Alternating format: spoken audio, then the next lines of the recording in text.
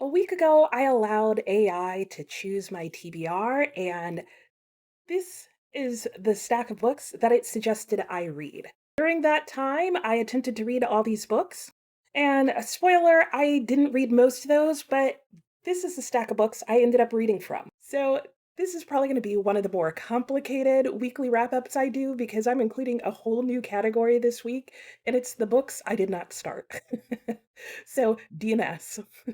There were a lot, so let's just go ahead and get to it because I have a lot of books to talk about this week. So going back to what I said, I used last week's Storygraphs function, Storygraph Up Next, where they have AI basically filter through your TBR list and make some suggestions. And here are all the suggestions that it recommended to me. And I should be clear that the feature is not necessarily for you to read all of their suggestions. I think in theory, they're thinking here's a way to pick one book at a time, but like, why make things simple? I decided to test it out for a whole week. Like I said, this is the stack. These are the only two books off this stack that I read. And you might say, Nicole, that's actually not that bad because you read two of the books and it was only a week. And I would agree. I don't think that's horrible. I read these two books and I'll tell you what I thought of them later. But what I realized with the rest of the books in this stack was that I looked at them and some of them just didn't make sense for me for that week. I had a lot of other reading that I was planning on doing, and I was already in the middle of book. So let me just talk about the books I DNS'd and did not start. The Lincoln Highway, I didn't start because I just wasn't in the mood for it. I really wanted something that was going to be fast paced and a lighter read, and the premise of this book seemed like it would be a little heavier than what I was looking for. The Red and the Black, I simply did not pick up, and the same is true for The Secret History, just because I felt like they would be too long. And that was also true for Can You Forgive Her? The Ambassadors ended up not making it onto the list, even though I really thought it would, because I tried the beginning of the book, and it was just a writing style I wasn't in the mood for because I was already slumping on another book whose writing style I wasn't liking. So I feel like just this short stack here that I just very quickly eliminated these books off of made me realize that one disadvantage of having the AI choose my TBR really had nothing to do with the AI itself. The majority of these books I didn't read simply because my TBR was just for the week. I think if this had been on my TBR for a month, it might have stood a better chance. So, in terms of that, I'm not totally giving up on AI, but I realize I would have probably, for this one week, given it a better chance if I had have maybe asked it to suggest a book, one book at a time. So that is not all my thoughts on AI choosing a TBR for me or for you or for anyone, but let me go through what happened the rest of this week first, and then I'll come back with my conclusions about using AI to choose a TBR. So, per usual, with my weekly wrap ups, I will start with the books that I did not finish. I'll move on to what I did finish and then what I'm currently reading. And like I said at the very end of this, I will give my final thoughts on how I feel AI did in choosing my TBR. And at the end of the day, I've got to say that this TBR ended up being a AI versus mood reading. All right, so let's start with the books that I DNF'd or did not finish. The first one would be Shirley. This was the book that I swear was just messing up my whole week, and I did finally call it quits on this. I talked about this last week and how I really did not feel like it was going well, and I read up to a little bit further than where I was in my last update, and I just decided, what am I doing? I'm honestly just not enjoying this book, and if it wasn't for the fact that I was buddy reading it, I would have DNF'd it much sooner. I did switch to listening to the audiobook of this and it helped slightly, but overall, I just wasn't enjoying it. I felt like the writing style was just okay, that she was jumping back and forth in terms of whether it was a third person or first person narration, and that didn't feel intentional. It felt like it was just accidental and it was very distracting and made the story feel jumpy. I personally don't think this is Charlotte Bronte's best work. And I did feel like my buddy reader was enjoying it slightly more than I was, but she also admitted she had to make it 200 pages into this book. before it got good. And sad to say, I stopped just before the 200-page mark, but I'm not sad about it. So once I finished Shirley, I decided I wanted to find something very different, something more lighthearted, and just an enjoyable week. I picked up The Matchmaker by Stella Gibbons. This was on my Read It Then TBR list, and I decided, hey, let's try getting this off that list. And I started it, and I've soft DNF'd it. It was just too slow of a start for what I needed for this week. So I will probably, maybe, hopefully, get back to this month. Wait, is there even any time left this month? I don't think there is. But it's going to remain a soft DNF. And if I don't finish it before the end of the month, it'll go back on my shelf. But I have it as something that I'm still currently reading, so I can remember that I do actually want to get back to this. Because I do want to decide whether I want to read this or unhaul it before I move. The third book I DNF'd this week came as really an unpleasant surprise for me, and that book is Three Men on the Bummel. Now, if you saw my review of Three Men on a Boat, I think a month or two ago, I loved Three Men on a Boat. I thought it was hilarious. I enjoyed everything about it, and I was looking for more of the same out of this second book. However, I got to chapter 6 in this book, and all of a sudden I went, wait a minute, what's going on here, and why am I suddenly not finding this funny? And I'll read to you what I came across. He is talking about what happens when they finally arrive at the destination where they're going to be going on their biking journey. And he mentions that they take an indirect route there and that arriving was very strange. And this is what he says about their arrival. I can only account for our visit to Hanover as the nigger accounted to the magistrate for his appearance in the deacon's poultry yard. Now, you may think that what bothered me was the use of the N word. That wasn't it. What it actually was that as he continues to go on and tell this story, he uses dialect of said black person, if you will, and starts to recount a story that is clearly intended to be funny. It just started being like, this story isn't funny. Like, you're literally just making fun of an entire culture and race of people. And I don't find that humorous. And as it went on, mind you, I'm also listening to this as an audiobook. And the audio narrator is also doing the dialect and is not a black person. And all of a sudden, this entire book and this entire chapter just sounded like listening to a comedy act where somebody was wearing blackface. And I wasn't doing it. I was done. So perhaps someone can find humor in that chapter, but I was not interested in waiting around to find out.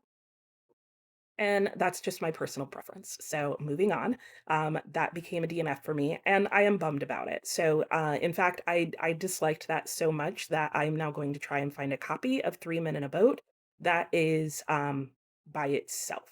Okay, and then finally, I had a fourth to DNF because this was just the week for DNFing.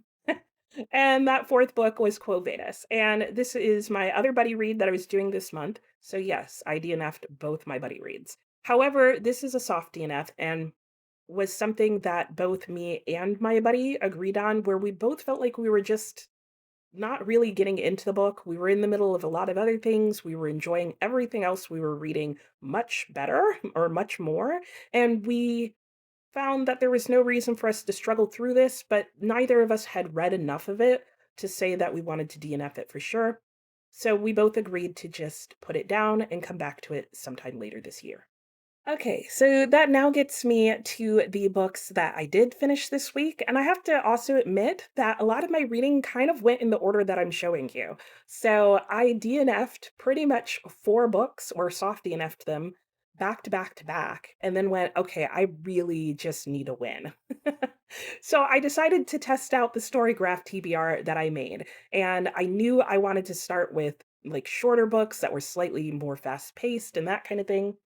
And so these were the 2 books that I picked. Storygraph recommended How the One-Armed Sister Sweeps Her House to me because why did it recommend this book to me? I don't remember, but I'll put it on the screen. And it recommended The Rain Heron to me because it's the book that's been on my TBR wish list the longest.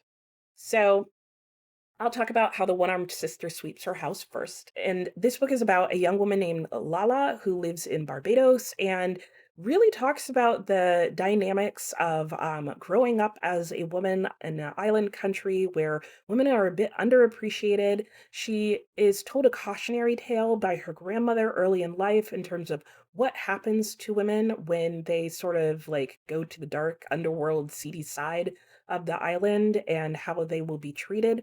Lala, I would say maybe doesn't believe her grandmother, but she makes some choices that leads her to have to experience whether or not what her grandmother said has any truth in real life.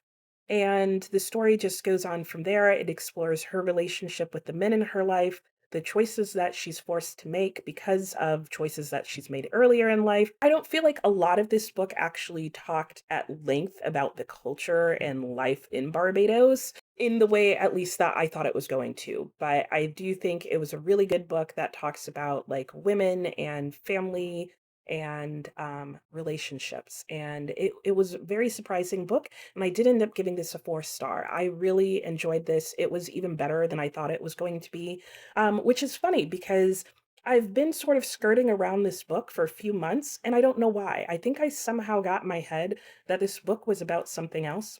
I don't know what else, but apparently something that I didn't really think I was in the mood for reading.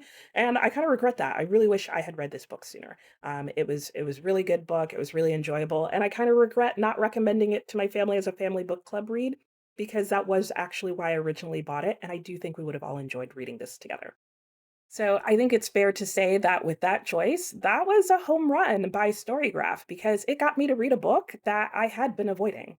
Next was The Rain Heron, and this was a book that it's hard for me to say whether Storygraph did a good job or not in terms of picking a book for me, because this was a book that I picked for me specifically because I really wanted to read it. However, I guess having it as a prompt really did encourage me to read something that I said a long time ago I wanted to read. However, I only recently bought the book, so that's that's also part of it. Anyway, The Rain Heron tells the story of a woman named Wren. This book is full of a lot of mystery. Wren is an older woman living up on a mountainside just outside a village, and from the very beginning of the story, you have questions. Why is she living outside the village? Why is she sort of just living in a cave on the mountainside? What brought her there? Soldiers come to town and everything starts to change, and you want to know, who are these soldiers? What are they doing there? What does the rain heron have to do with anything? And the story just goes on from there. This is a really well told story. It's very well paced. I was fascinated by all the perspectives you got because you do get multiple perspectives in here. I didn't really know where anything was going to go, and this was almost a 5 star read for me. But the main thing that brought it down for me was that I felt like I didn't have enough questions answered.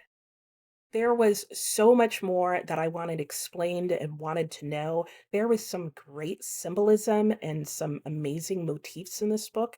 It just didn't give enough answers to me. And that's something that I'm aware that not everyone would need out of a book. Some people would be completely fine with the level of mystery and unknown and would love to just interpret all the imagery and motifs and symbolism that is in this book because there is a lot, but not in a distracting way. I personally am just not one of those people. And so for me, this kind of kept it somewhere between a 3 and a 4, but I would say a 4. I did think it was a really good book and I did enjoy reading it. I think the only sad part was I got to the last 20 pages and I was like, I still have a lot of questions. I still feel like I need a lot of explaining done and I only have 20 pages. What are the chances? And then I realized, like, I only have 20 pages. There's either going to be a massive info dump at the end of this book, or I'm just never going to know. And it was the second. I still don't know. And it's not something that I enjoyed enough that I would want to reread and go back and think about all the symbolism and da da da da. Da. So it was a 4 for me, but I still think that's pretty good. And yeah, I'm going to give this as another win to Storygraph because it didn't get me to finally pick this up. So after those 2 good reads, I kind of, like I said, went through the rest of the Storygraph suggestions and just realized that they did not make a lot of sense for the rest of this week. And so I ended up going back to some of my previous TBRs because I realized I have a lot of books that I was in the middle of currently reading, and let me just finish up some of those. So I went with two of the shortest ones to start. And one of those was The Tale of Genji, or Lady Murasaki's Tale of Genji, the manga edition. And I did finish this, and it was really good. There were some things about this book that I really enjoyed and some things that I just wish were a little bit better, but I'm willing to kind of give it a pass in some ways. So, things that I liked about this book were that I thought the illustrations were absolutely beautiful. I think they did such an amazing job of just setting the stage and the feel and the mood of things, which is like very on point with the Tale of Genji. A lot of it is about the feeling and the emotions of the environment. And I thought it just really brought the environment to life. I thought it did a good job of hitting on some important points in Genji's life without necessarily giving everything in the story away. At the same time, when it did give some things away, it did kind of make you wait for it a little bit.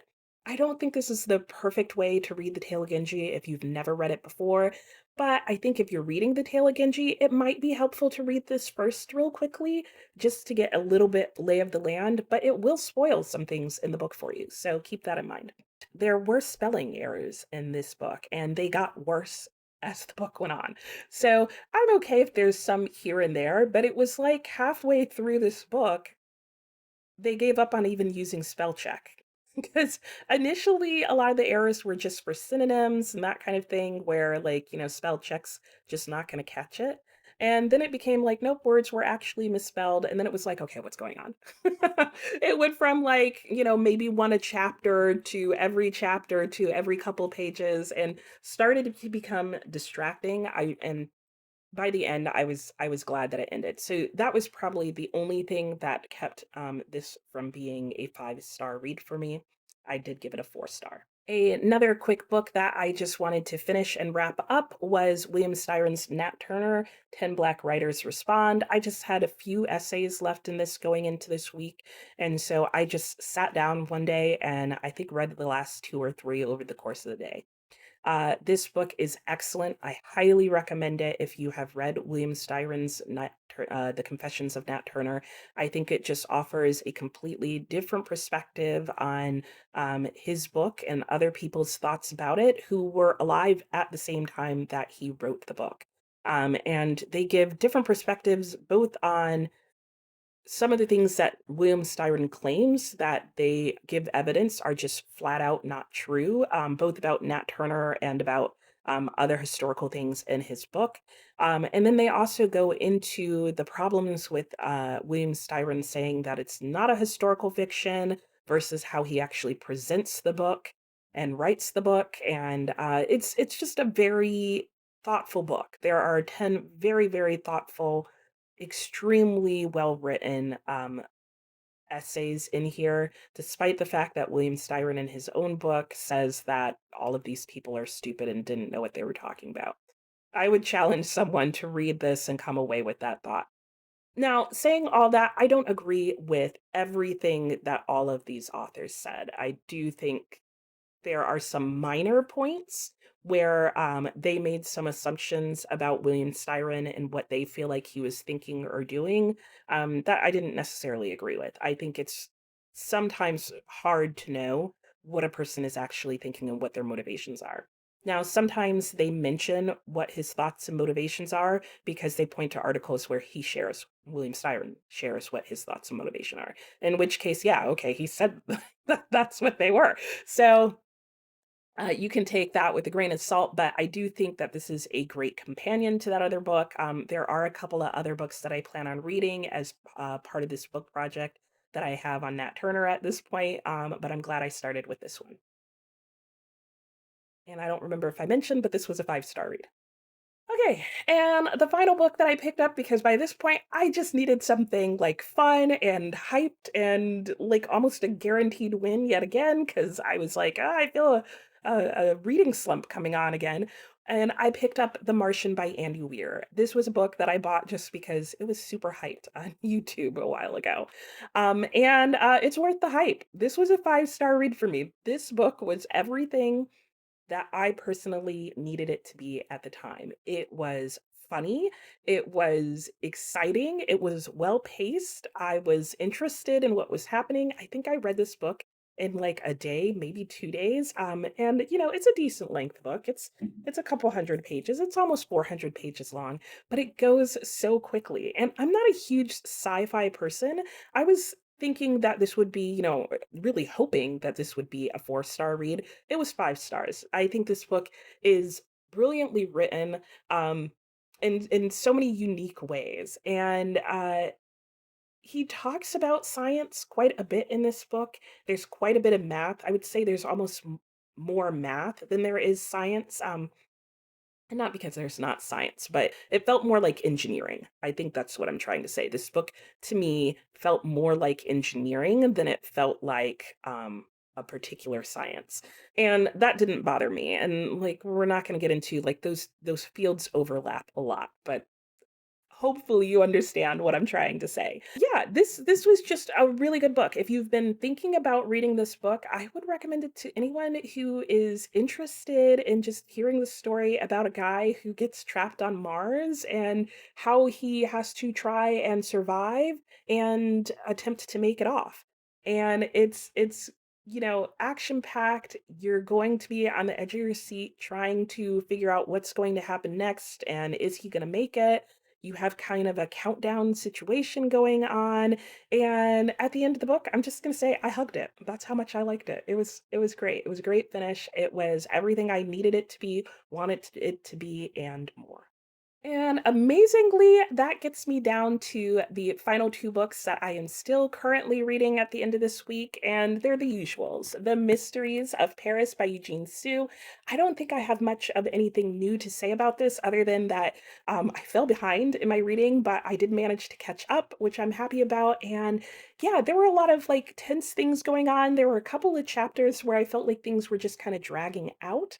And then there were a couple of like heavier moments where it was like, let's seriously sit down and talk about things. One of the things that I'm really appreciating about this book is that I think Eugene Sue does a really good job about telling a story, but also bringing up some things that he sees as issues in Parisian society at the time.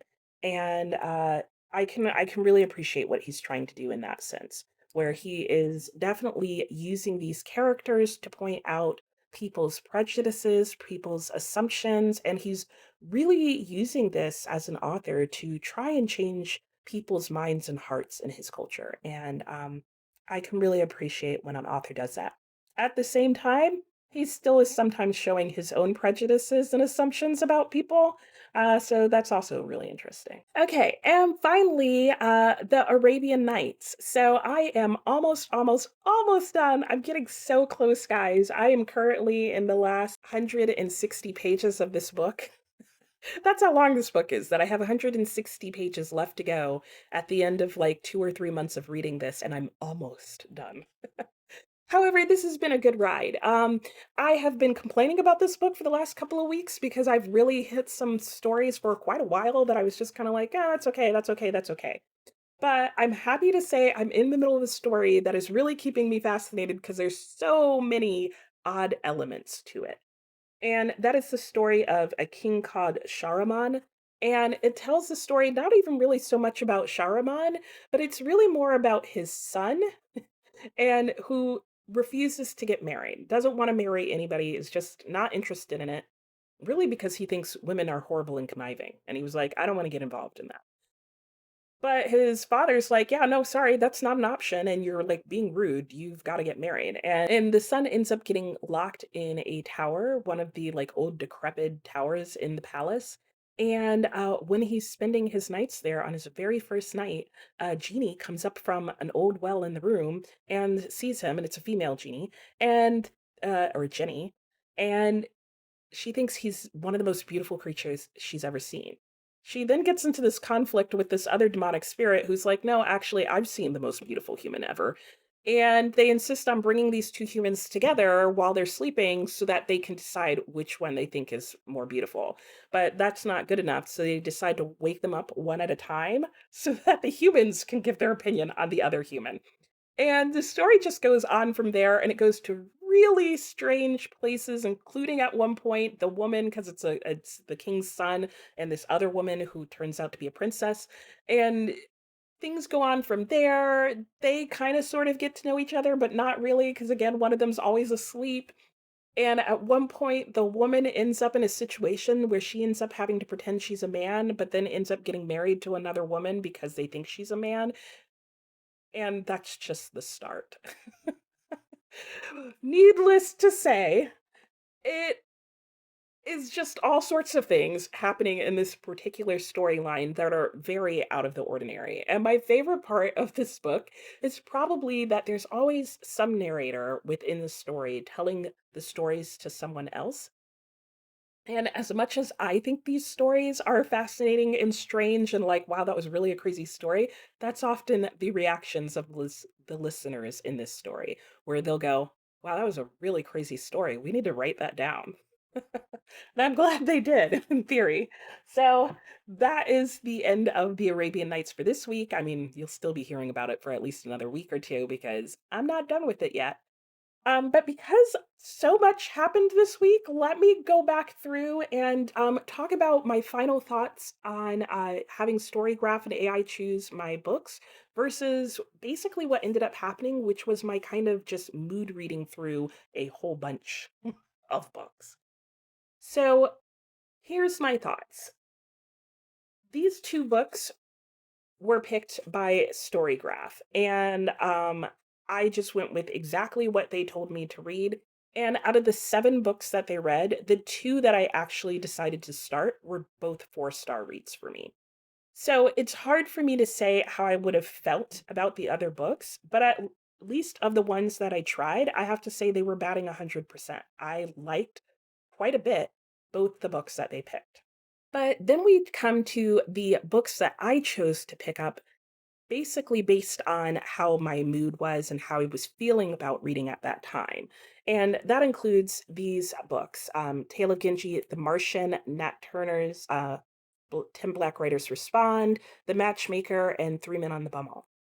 Of these books, one of them I DNF'd, one of them I soft DNF'd, and the other 3 were 5-star reads. So it's really complicated for me to say how I feel about this. I kind of wish I had have read more of the books off of the Storygraph list. And I feel like I'm gonna have to go back and do it again. But so far, I can say that its batting average is pretty high. So I feel torn. I feel like if I kept going with this, I might have had all 4-star reads for the week. However, switching to mood reading gave me 3 5-star reads, but it also gave me 2 DNFs. So I don't know if I could say which I actually prefer between the two methods. I think both are potentially really good methods. I will say I have one major takeaway this week, and that is to DNF more often.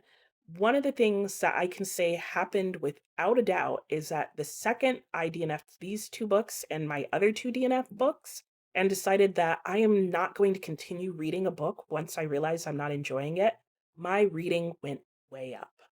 So if it wasn't clear, what it basically looked like was I DNF'd 4 books, but that ended up leading to my being able to finish 5 books this week. Now, granted, all of them were shorter books, but I also read out of these 2 books, and I actually read quite a few pages this week, even though I didn't finish all of the books.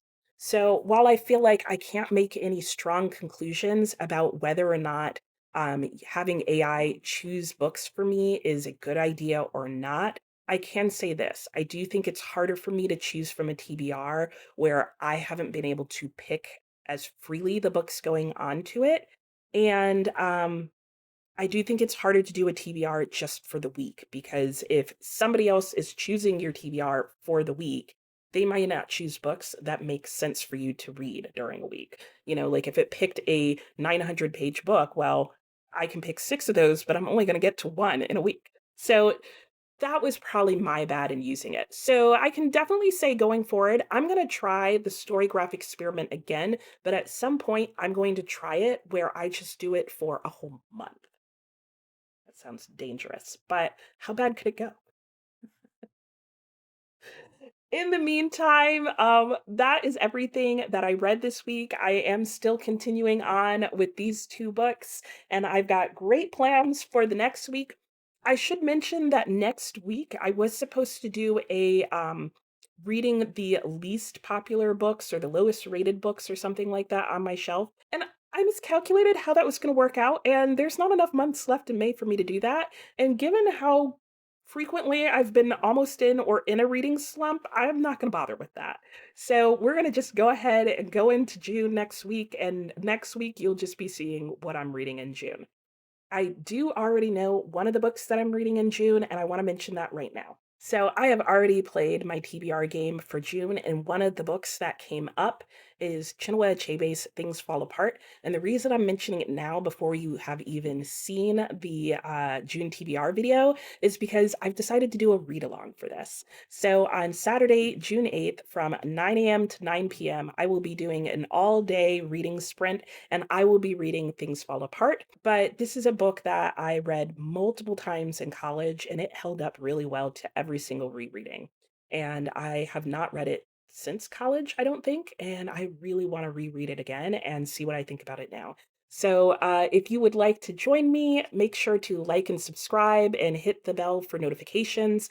That way, you will see when I put up the information on this reading sprint, and you will be able to join me live and we will read this together. I will be making a story graph read along for this. So even if you're not able to make it live, you'll still be able to, after we start that day, read the book, update your Storygraph account, and leave comments on the read along, and we can all share our thoughts on this amazing work of fiction. So, again, June 8th, 9 a.m. to 9 p.m., I'll leave information on it in the description, and there will be community posts, and I'll keep mentioning it basically in every video until June 8th. So that's it for today. Come read this book with me. Let me know what you read this past week and how your reading was going, and I'll talk to you next time.